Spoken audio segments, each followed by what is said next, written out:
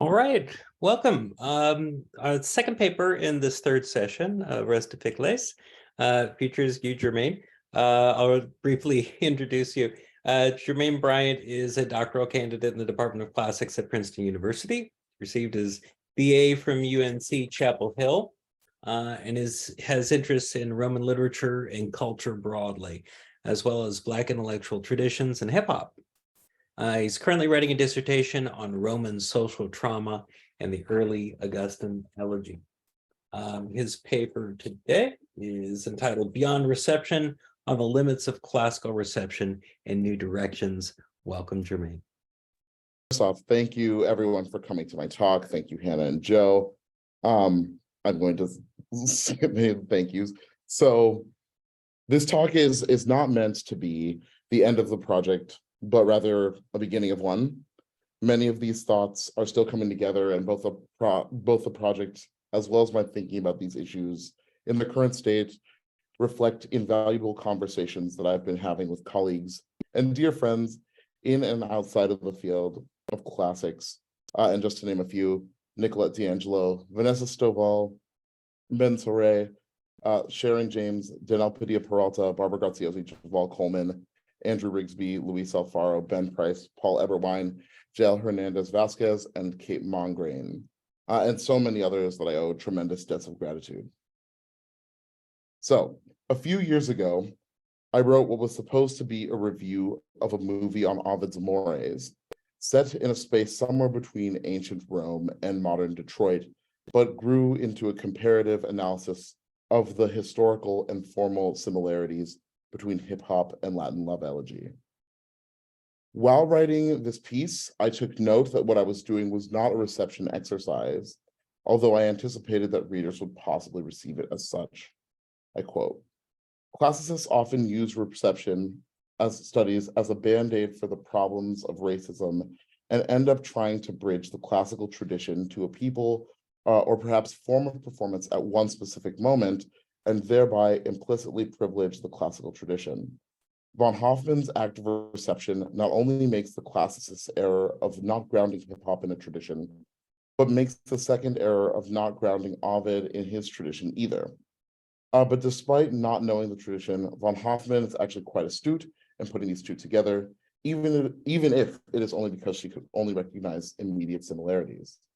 And she's doing something that classicists, by and large, have not done in a while, and that is putting traditions together in a way that has the opportunity to shine light on both.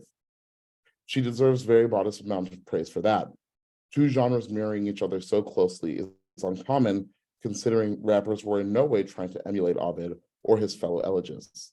These parallels call for an investigation that's beyond reception, and pairing them can show that the things that draw us to ancient poetry can draw us to modern poetry as well, and beyond just the surface level. I will not dwell on the movie today, although if you want to know more, I encourage you all to check it out and read the piece on Corona Borealis. Today, I take my first public forays into unpacking some of the issues that I see with classical reception studies in 2023 and possible paths forward.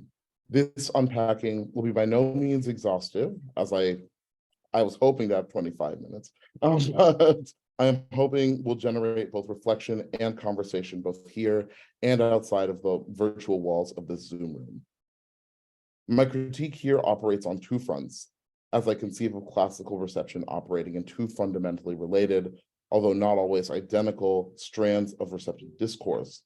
The first is a more theoretical and publication-oriented practice of reception studies and scholarship, and the second relates to the practical aspect of doing reception, and the more public-facing ways that we as classicists talk about reception and its role in the study of the ancient world, especially as it relates to the discipline's practices of recruitment and the intellectual and representative diversification and its justification of its own persistence at all levels.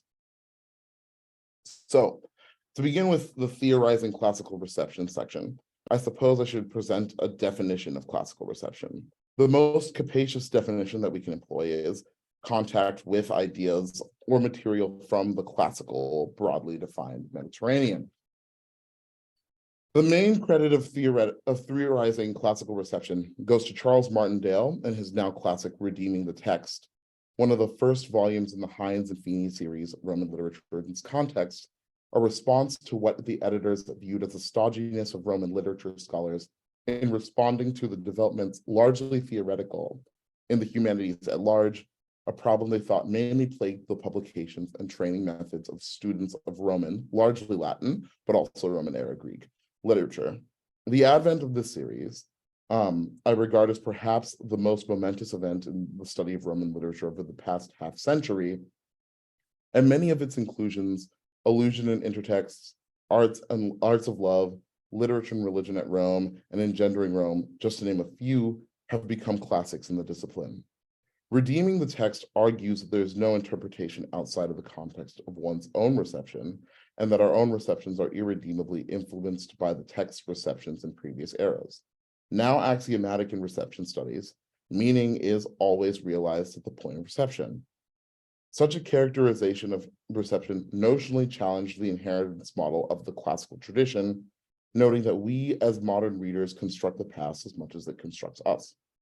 Ironically, although the work was pitched as a provocation to Latinists, the most ready audience for the theoretical groundwork laid by Martindale has primarily been Hellenists, many of whom, Simon Goldhill, Lorna Hardwick, Joshua Billings, and Constanza Gudenka, and others, have responded to, expanded upon, and criticized the work of Martindale. Post-Martindale, classical reception has not only become a prominent consideration in thinking about text, but it has also been deemed a subfield of classics and has become increasingly institutionalized. The Classical Receptionist Journal has been releasing work specifically dedicated to classical reception studies since 2009, and more job applications for classics positions have called for specialists in reception studies. In 2013, on the 20-year anniversary of the publication of Redeeming the Text, Martindale offered a response to many of the interventions that occurred in the two interceding decades and lamented the increased institutionalization of classical reception and pondered the pedagogical role of classical reception, especially as it relates to the training of undergraduate students. One of his interlocutors, Joshua Billings, in 2010, took a stab at the what exactly is so special about classical reception question, arguing that the distinctive quality of classical reception, as opposed to other kinds of literary, artistic, or ideological receptions, is a certain longing for a lost past that evokes a peculiar and unique desire for that past. If this desire were not so unique, he argues, and therefore classical reception would not belong in a classics department. Martindale disagrees with Billings on both of these points. He argues that first, there is nothing special about classical reception, and second, there are other reasons classical receptions should belong in a classics department. First and foremost, that classical reception can and does provide insights into ancient material itself, and these insights are useful in how we train students. Since then, multiple projects have attempted to reckon with what classical reception means for the field's history and its future, though none have been able to truly escape the problems outlined in Martindale's 2013 reflection on the state of the subdiscipline. The introduction to the 2020 volume, Framing Classical Reception Studies, provides an attempt to reckon with Martindale's critiques. I quote, "A different way of looking at classical reception studies would be to consider them as an extended form of thematic criticism, antiquity as a theme that is studied in different periods, regions, and media. Rather than a field as its own, classical reception could be seen as a subdisciplinary topic among so many others that should only be studied by specialists from the discipline in point: antiquity in art history, antiquity in law studies, antiquity in continental philosophy, antiquity in the history of medicine, and so on." I will return to this point as I move on to my own theorization. My own theorization has personally been moved by one group of scholars in particular.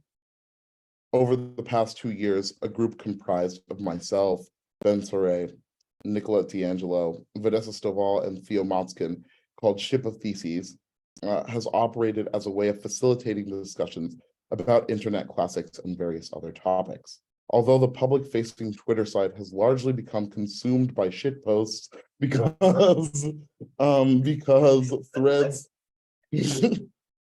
Vanessa is in the room right now. has largely become consumed by shitposts because threads are long and, when done well, require a level of research commitment that we often cannot commit to while doing our other work.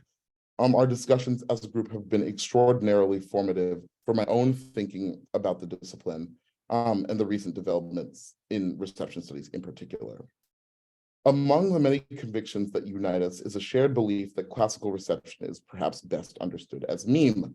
Forthcoming and innovative work from Nicolette D'Angelo, a person I consider to be the best young thinker about classical reception out there, proposes that contagion theory provides a compelling model for considering the dynamics of reception. Instead of a model of reception being one of inheritance, a model that Martindale attempts to skirt with limited success, which implicitly evokes a continuous tradition from past to present of appreciation and descendants from antiquity. This model suggests, the contagion model suggests, that the spread of ideas that spring from the classical is one of virality. Our myriad forms of contact with the classical infect us, and we reproduce and spread the ideas that embed themselves inside of us, even unknowingly. Contagion and infection need not necessarily be negative. We English speakers have long described curiosity and passion as infectious. And in the post-YouTube, post-influencer, post-meme era, it is often a content creator's dream to go viral. I find D'Angelo's model of reception particularly resonant with a talk that I was present for recently, where Sasha May Eccleston presented an auto-theorization of the discipline of classics through the work of Susan Laurie Parks. And in this talk, I was struck by a quotation regarding to Parks's attending to the business of heading off characterizations of her work, Father Comes Home from the Wars, a series of plays about a Black Confederate returning home after the Civil War, being an adaptation of the Odyssey. I quote, "Father Comes Home from the Wars is inspired by my dad. It was not inspired by the Odyssey. The Odyssey is in our drinking water, so you get bits and pieces and shards and shrapnel and a lot of things. The Odyssey is a big thing you get. It's a big thing that people latch onto and think, I'm doing a retelling of the Odyssey. No, I'm not. That's not where I'm coming from. It's Star Wars. It's Ulysses S. Grant. The metaphor of drinking water coordinates at once nourishment and contagion, and foreign materials in water may recall at once teeth-strengthening fluoride and bone-hollowing lead. Though the contagion model need not inherently be negative, the language of contagion makes the negative aspects of reception more difficult to ignore. In a recent article, Rosanne Duhar provides a more ethically ambiguous way of reading reception and translation of the classics, namely the blood transfusion, a metaphor that also recalls vampirism. And Emily Greenwood as well has moved towards discussing negative receptions and authors of the Black Atlantic. Such receptions are hardly uncommon. For example, Leopold Senghor, the poet and first president of Senegal, penned an elegy of Carthage dedicated to the first president of Tunisia, Habib Bourguiba, where Senghor invokes the Roman depiction of African historical figures such as Dido, Hannibal, and Jugurtha, all of whom experienced misfortune or violence at the hands of Romans, as a means of motivating a Pan-African united front against a decolonizing yet looming and economically dominant Europe. His reliance on the classical past is not motivated by a mere love of antiquity or feeling of inheritance from it. Senghor, I'm sure, would have loved to recall African histories created by an African people, but he was well aware that both he and Bourguiba are the products of colonial education. The canon, as a result, is useful, but still represents the imposition and infection of colonialism, as well as the suppression of histories from which Senghor would be able to claim heritage. Furthermore, we must also acknowledge that for many, classics as meme in the popular imagination is still evocative of the traditional conservative mold, which must be ruptured in order to create something new or to create space for new people. Now I turn to what I term practical reception. Practical reception, it is founded on good intentions that run aground when left unexamined for too long. Classics, for better or worse, and almost certainly worse, derives its value in the university from the persistence of administrators, donors, scholars, and even students' faith in and reliance on the Western tradition's unshakable place as a cornerstone of a rounded education. And although we as scholars and students of the ancient world may come up with other justifications and assumptions for our own research questions and teaching philosophies, on the justification front, the abandonment of the Western tradition narrative is more difficult. And with the increased reliance on contingent positions, university prioritization, and the closures of the department, it is a materially foreboding prospect. What will we do without our cultural capital? How will we sell ourselves? On the other hand, we are torn by both universities' desire to diversify their student bodies, but perhaps more importantly, our own commitments to demonstrate that classics is not just white man's history, both to people outside the discipline and to ourselves. Practical reception's merits are twofold. First, by demonstrating the ways that people have interpreted the classics over the past millennia and the ways that they continue to shape modern societies, we are able to use the dynamic conversations between past and present, good and bad, to illustrate what appears to be a newfound relevance for our work. Furthermore, by demonstrating that not all of the receiving and received societies are ones entirely comprised of white people, or primarily comprised of them, we are able to provide arguments to non-white students that they can, and indeed should, feel as empowered to take ownership over these texts as their white peers. After all, the sense of white entitlement to Greek and Roman material is, substantively, just as artificial as the non-white sense of entitlement to it would be, correct? What we have done here is reconstruct the classical debt, albeit in a more inclusive way, and in doing so, we forsake ourselves. Also, eventually, this tension in identity will no longer be escapable for our students. Although our entitlement is just as artificial, it is not as socially constructed. As a Black person in classics, I feel the tradition call at its debts, as do many of my peers and my students, and we must inquire about how far our mutual affirmations of our own welcomeness can and will go. Classical reception, especially in the post-2016, oh shit, racism is real moment, has increasingly become synonymous with our own disciplinary good politics. Reception as a rule is good. It is decolonizing. Such a view of reception's role in the academy does not hold up to scrutiny. One can see the tensions when, for example, we look at the receptions of classics by the alt-right.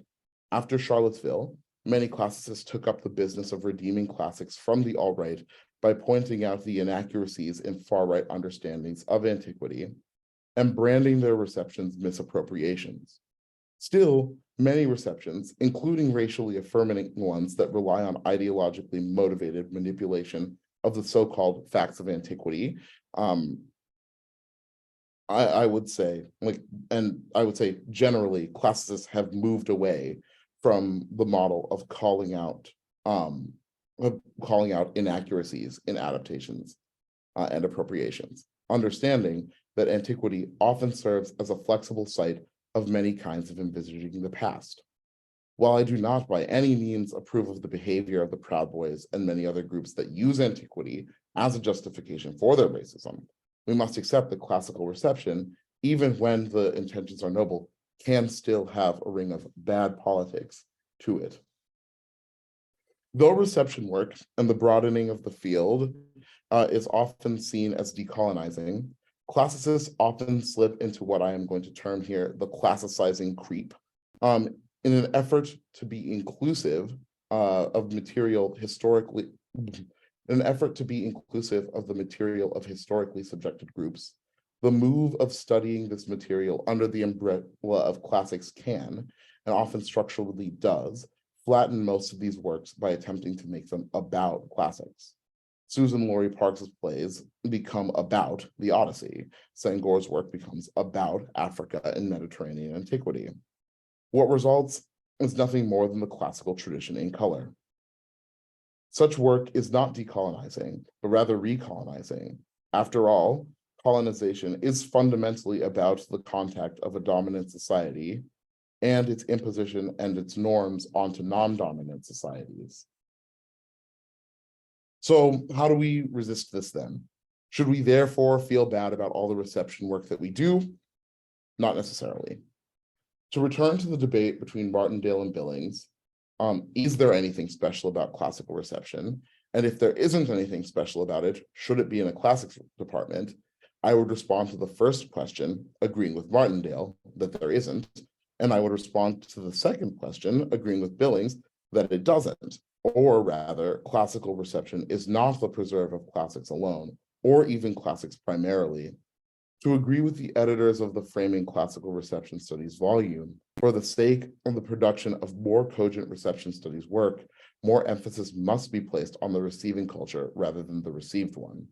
In the structure of reception dissertation committees, a classics-based committee with a bulk of classics faculty, and perhaps an external that studies the receiving culture, will almost inevitably aim to center classical material as well as call for more scholarly rigor surrounding that body of material in particular.